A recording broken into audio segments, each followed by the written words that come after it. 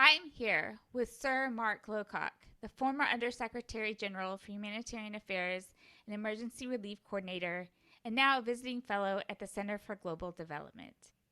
Hello, Mark. It is a pleasure to welcome you to the show.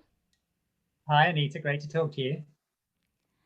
So, for my first question, I was wondering if you could describe the state of the current food crisis and provide perspective on how it compares to other crises in the past. Well, what we have right now is the world's worst global food crisis for many decades.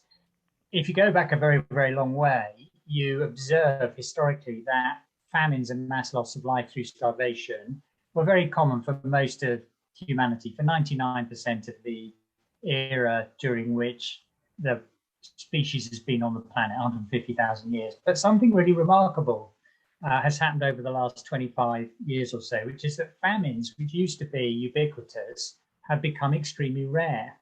And now they're back, and they're back not just because of Putin, but because of the combination of the effect of Putin's invasion of Ukraine, together with the pre-existing crises arising from conflict and climate change, and the effect on very poor countries of the pandemic.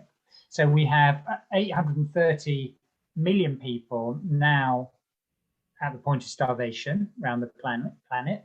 That's nearly 250 million more than was the case 7 years ago in 2015. And we face a recurrence of something that had almost disappeared from the world, which is mass loss of life through starvation. There's only been one famine in the world so far this century, when 250,000 Somalis lost their lives in 2011.